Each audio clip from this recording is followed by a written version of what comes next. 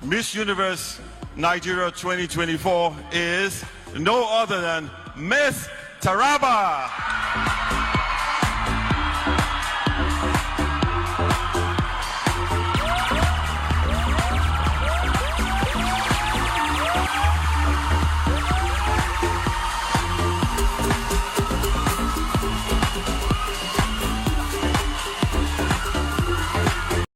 Hello ladies and gentlemen, you are already aware that Chidimma Adetshina has won the Miss Universe Nigeria Beauty Pageant 2024.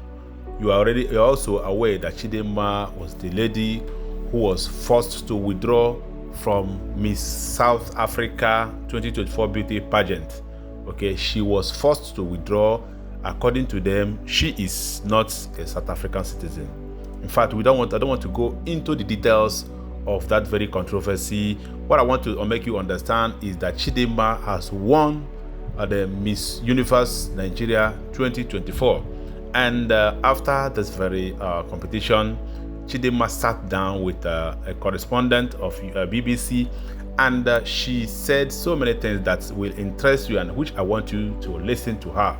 Okay, she said that she is very, very disappointed that South Africans had to reject her after she has stayed in the country for 23 years. She was born in South Africa and she has lived in South Africa for 23 years. But when she contested, when she got into that very competition to contest the Miss South Africa Beauty Pageant, she was rejected. She was forced to withdraw even after she had reached the final stage.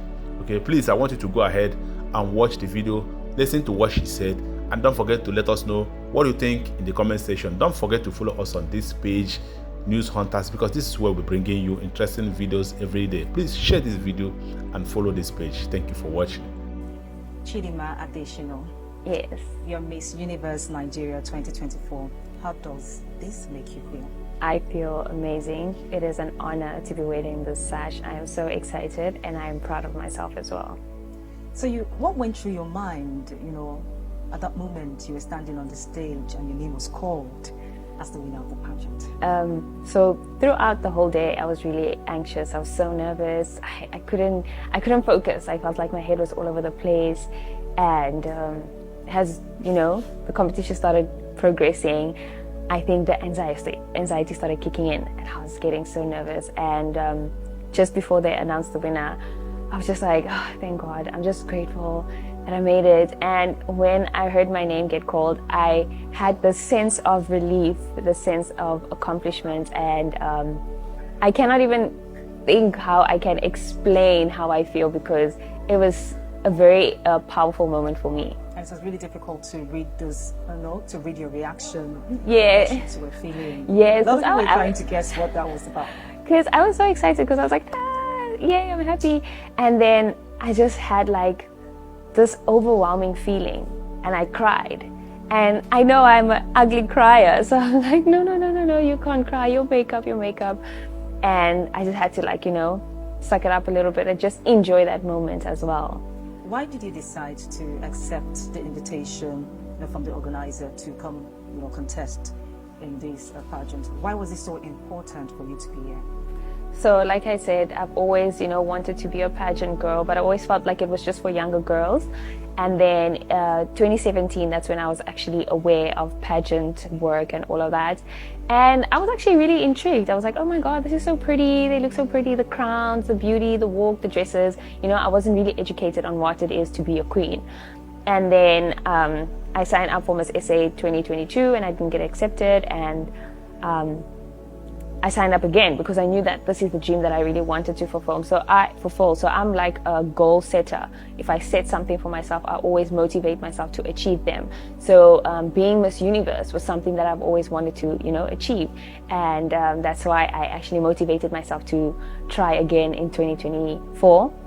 And I made it through to the top 30. So I was so excited. In that moment, I didn't think about Miss Universe. I was just like, I'm so proud of myself, because it's really not easy to take an action, especially when you set a big goal for yourself. So I was really proud of myself. But then throughout the course of that journey, I kept on progressing, started becoming better, a better version of who Chi-Chi is.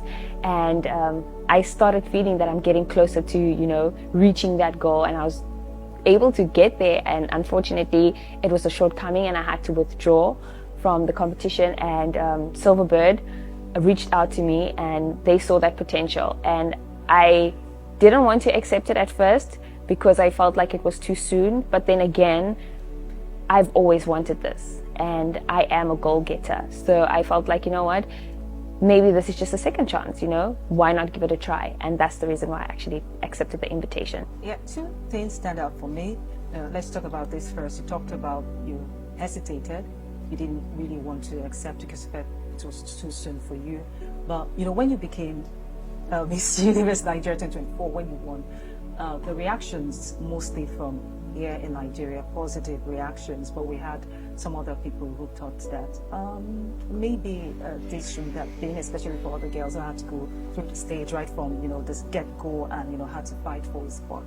But there's a reaction that maybe things were a bit too easy for you. How do you respond to that? I don't think it was easy. The girls here were very competitive. Like they really showcased themselves really well, and I think there was not much of a difference. I do get the point, I do get where people are coming from, but at the end of the day, I also had my own journey. I had my fair share of actually going through the process. It might have been a slight difference, obviously, but then I feel like I also did, go through a journey that they went through as well. I'm talking about that journey you went through, that you had to withdraw from the competition, the Miss SA competition. How are you really?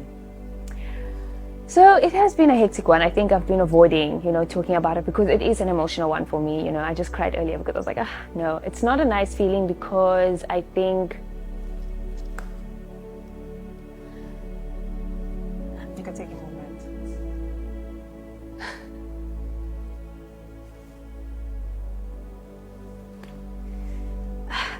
I think I need to get used to speaking about it. You can take a moment. Yeah, so it's just not a nice feeling at all, and I think I've been avoiding it a lot, and only now it's like starting to cloud me and it's affecting me. So it's something that I will work on as well and see a therapist, because I feel like I have been suppressing my emotions and everything, because what has happened, it wasn't like a minor thing, it was actually really major. And that means you're not doing okay. Yes. But I'll be fine. I'll be fine. I'm really, really sorry you had to go through that. And, it all came to a climax with the Home Affairs Office releasing that preliminary investigation report that said that there is an allegation about your mom having committed fraud in the registration of your birth. How do you respond to that? You've never responded. Yes, obviously I cannot respond to it because it is a legal matter, so I have to first gather all the facts around it before I can make any comments around it. And has this changed anything for you? Everything you had to go through, how you see yourself, how you identify yourself, has this changed anything for you? I don't think this changes anything for me. I still see myself proudly South African. I still see myself proudly Nigerian. I think these are just the little barriers, that sort of divides us as well, which I feel like it shouldn't be the case at all, because it is necessary to be there and it shouldn't be a barrier, but it's just us needing to know when and how we need to, start accepting these differences and not actually making them a barrier to separate us. And is this your first time in Nigeria? Second time. Second time? Yes. It's been amazing so far. I've actually really enjoyed my stay. I'm staying here longer, so I'm going to explore more and get to know more of Nigeria as well. And I'm really looking forward to that journey as well, because that on its own is already a whole different experience, because I experienced Nigeria at a very young age, so I can't really remember, everything. So I feel like now I'll gather a lot and learn from it as well. And what does this win mean for you? What do you hope to achieve with these? What do you hope to do with this crown? Is there a particular message you want to propagate with this winning? So firstly, I think I always say it always starts with you, because if you didn't want this dream, you wouldn't have started this journey. So for me, it's a tap on the shoulder to say, well done, you have accomplished it. And even though it was a rough path for you, you really stepped up and you showed how powerful and strong and resilient and how you can, you know, embody that spirit of perseverance. I think I really give myself that title of a strong Black African woman, you know. And the message I would give to people watching is, don't give up on your dreams, you know.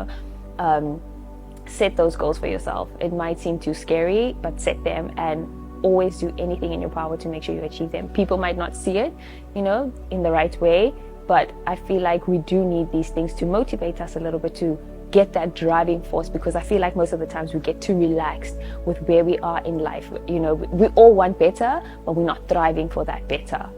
And you're going to Mexico. Tell us about that. I am so excited. I am so excited. I really am excited. I think I'm such a delayed processor when it comes to my emotions. So I don't feel the emotions now. I only feel them later. So I think I'll still get that moment and be like, oh my word, I'm actually going to Mexico. And it's I just don't know how to express it. It's just been an amazing experience, and I'm really looking forward to go and represent Nigeria in Mexico.